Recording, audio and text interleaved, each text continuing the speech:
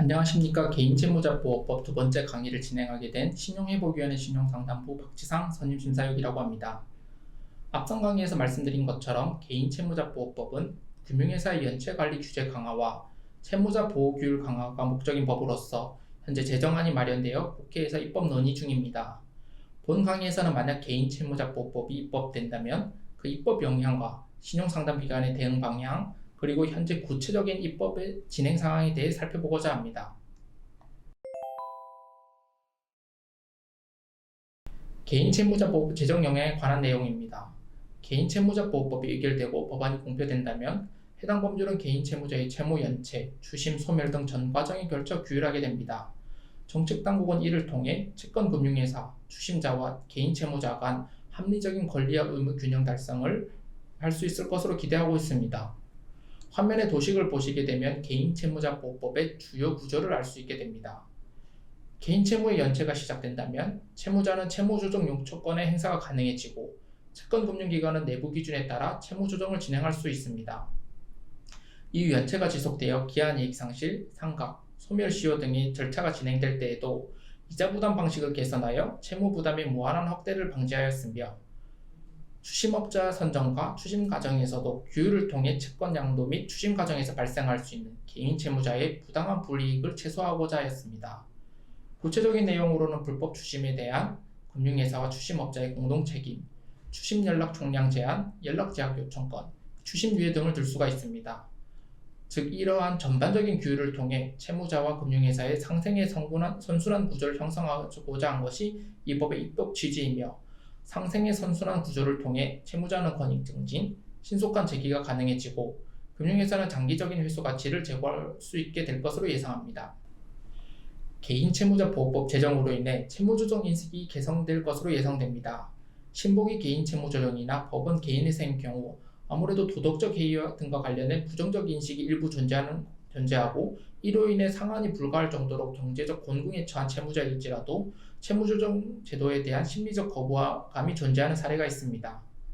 그러나 만약 개인채무자보호법을 통해 채무조정을 채무자의 법적인 권리로 인식하는 사회적 분위기가 형성된다면 채무조정 신청에 대한 채무자의 심리적 장벽이 완화될 것으로 기대합니다. 이를 통해 곤궁에 처한 채무자가 보다 빠르게 재기의 기회를 삼아 경제구조에서 선순환이 발생할 수 있을 것이라 기대합니다. 이와 비슷한 맥락으로 사적 채무조정이 활성화될 것으로 기대합니다.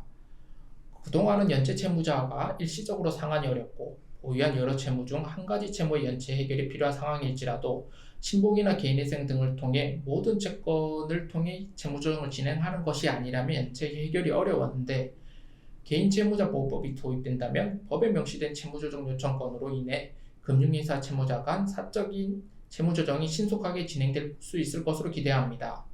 여러가지 보유 채무 중 한 가지만 연체가 발생했다면 해당 금융기관과 개별적인 협의를 통해 해결할 수 있는 가능성이 법적인 권리로 보장되는 것입니다. 해당 법 제정 이후 개인채무자보호법에 명시된 연체이자 추심 의무 제한, 추심 유예 등 규정 적용 등과 관련하여 채무자와 채권자 간 일부 갈등이 발생할 여지가 있습니다. 그동안은 강제성 없는 규율이거나 혹은 신용회복위원회나 법원이라는 중재기관이 있어 해당 기관을 통해 갈등이 조정되었다면 법이 도입된 이후에는 채무자와 채권금융기관이 사적 채무조정 등에 관해 직접적으로 대면할 여지가 발생하기 때문에 이로 인해 일부 갈등이 발생할 수 있습니다.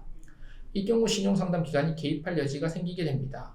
상담사가 개인채무자법에 대해 명확하게 숙지하고 있다면 혹시 채무자가 법에 규정된 내용이나 채무자가 잘 몰랐던 규정 혹은 이와 관련해 부당한 이익 침해를 받고 있을 때 이에 대해 정확한 상담과 해결책을 제시하여 채무자의 어려움 해결에 도움을 드릴 수가 있기 때문입니다.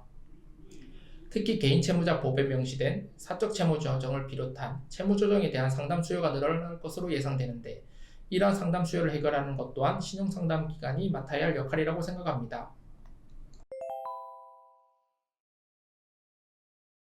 신용상담기관은 개인채무자보호법 제정 및 시행에 대응하여 자체적인 신용상담 기능을 강화할 필요가 있습니다.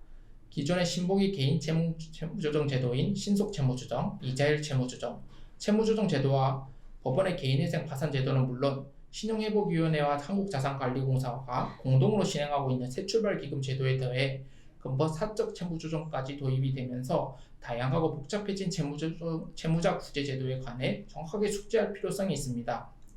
다양한 채무자 구제 제도의 성격과 특징, 각각의 장단점, 그리고 채무자 연체 후 과정 및 대응 방향 등에 숙지하여 채무자가 정보 부족으로 인한 불이익, 채무조정 오선택에 따른 불이익 등 그에 따른 경제적 공공 악화 등의 사회적 문제를 최소화할 필요성이 있습니다. 특히 급증하고 있는 가계부채 문제와 급증하고 있는 연체율에 대한 문제는 현재 가계경제 위기에 대한 우려가 매우 높다는 사실을 강조합니다. 신용상담은 이러한 가계부채 해결에 대한 실마리를 제공하는 단초가 되는 기관으로서 그 역할 수행을 위해 노력을 해야 합니다. 또한 이에 더해 신복이나 법원 등 채무조정 지원기관 간의 연계 강화, 3등 기관 간 상담 서비스 체계화는 물론 일반 국민 대상 신용교육, 재무관리 등 여러가지 제공 콘텐츠를 다양화하여 가계부채 위기를 방지할 수 있도록 최선의 노력을 다해야 합니다.